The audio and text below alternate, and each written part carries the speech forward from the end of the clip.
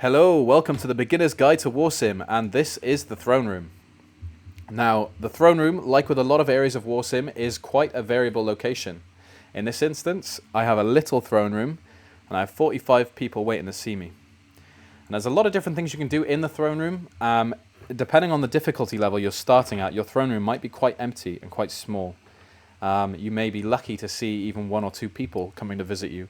But if you're running a big empire like me, you'll see hundreds maybe, or I've seen some people with 250,000 people waiting to see them, but that's a pretty big anomaly, and definitely not the kind of empire I would expect anyone to make if they're watching a beginner's guide. So, hey, you'll get there. But yeah, so here we've got 45 people waiting to see us. Now, the throne room in Warsim is something that you don't actually even need to bother with if you don't want to. Depending on, again, your difficulty level or how small your kingdom is, you may not have the option yet to hire a steward to cover the throne room for you, but it is an advisable option for those who don't really care. So in my instance, I like to look through the throne room for the most part. So we'll have a little look now. And then before we do that, I'm just going to remove all these, and I'll explain what these are in a short while. But yeah, so we have a little look in, and we've got a local labourer who claims that one of my soldiers called him a troll turd. Alright, we'll pay you the 7 gold in reparations and you can chill out. So throne room encounters tend to work in a number of ways. There is a list of around 190, maybe 200 different core encounter types, and within them there are lots of variants and possible changes, and also filters that mean that they may not be able to be spawned in your game depending on what criteria is met. In this case, we've got a musician that has arrived. Now, once the encounter happens, there are a number of different options you can do, and a lot of those options don't have the same reaction every time, so there's an unpredictable element of what will happen. Some of them are pretty much the same every time. So in this case, we've got a traveling musician. Now, depending on how we treat him, the other musicians of the world may learn from him, and it is factually true that if you treat musicians bad enough, they will eventually stop appearing in your throne room. However, you can also just straight up block them, depending on what you want. So I'll ask him what his name is. Erorov. All right. You can go, mate. You can go. So because I didn't ask him to play, the Musician's Guild doesn't like me, and obviously if that continues, eventually they'll stop showing up. Someone called a toad licker. Oh, there's a lot of name calling happening around here. Got another one. A famous village idiot claims to have come in possession of a basket full of magical fruit. He'll give me 50 gold for it. Go on then. Nice. It's you. You're the great one. You are a great being, an outer-world creature. Yep. Oh wow, this is awesome. A band of warriors. So this is happening. This is happening solely because a demon horde has arrived in this game, and if they didn't exist, these guys wouldn't appear. But these guys are coming to fight alongside us to fight the demon horde. So that's a little delve into the throne room. There's a lot of different possibilities of what can happen. You never really know. It's always unpredictable. There are upgrades you can make to it, which in this case allows me to hire a steward, and it doubles the amount of visitors you get per year. And if I do it again, it doubles the amount of visitors I get, and I can also summon entertainers.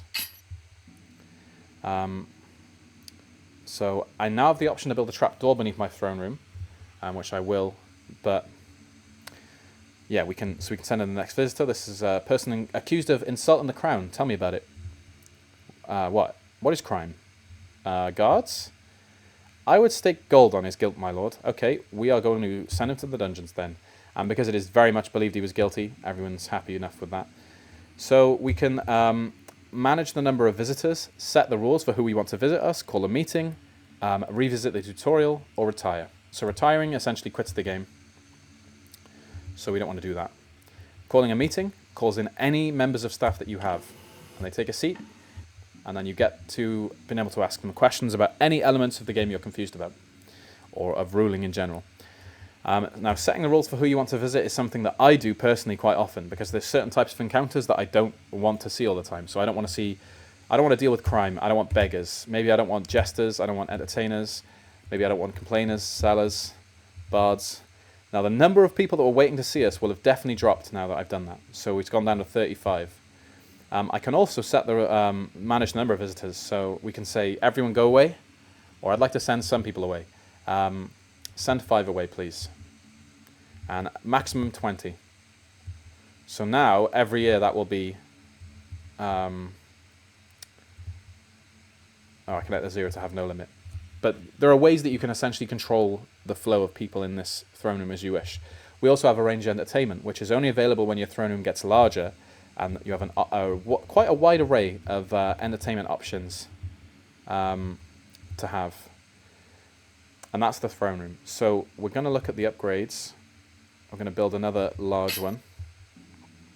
And so that's almost completely maxed out. And we're going to build a trapdoor. Now, trapdoors are awesome. And I'll show you why. A knight has come to pledge himself to me. Interesting. Trapdoor.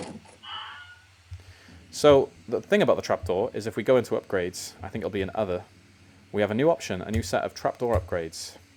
And we can choose from a number of different trapdoor types that we want. So my personal favorite is the meat grinder, even though it's one of the more expensive ones. And the reason for that is, well, I'll show you.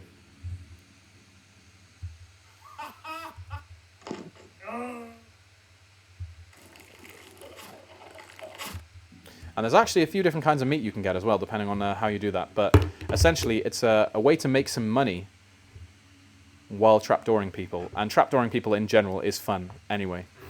But yeah, so the throne room is something that you shouldn't ignore. But if you aren't interested in doing it, you should hire yourself a steward and have them run it in your stead. It's a great source of artifacts, income, soldiers, and just general information about the world and the game. It's a way you can find new staff members, new champions. It's a way you can change your kingdom's armor, a way you can sell your name. There's honestly an insane amount of possibilities in there, so it's always worth looking at. Now, if you are one of those players that ends up building a massive empire and you end up with 10,000 throne room visitors, please do not feel obligated to view them all, because some people do it and then end up with trauma from having to do with thousands and thousands of people making fart jokes and things like that. And I don't want to make anyone else go through that, so do not force yourself to view everyone if you get a giant throne room. But this has been a guide to the throne room. If you've got any questions that weren't answered by this, we've got a very active Discord. But otherwise, also shoot a message on this YouTube video or just anywhere really around the Warsim community, and I will check it out. I'll be around, and you'll definitely get an answer. So thank you for watching. I will catch you in the next beginner's guide to Warsim. Take care.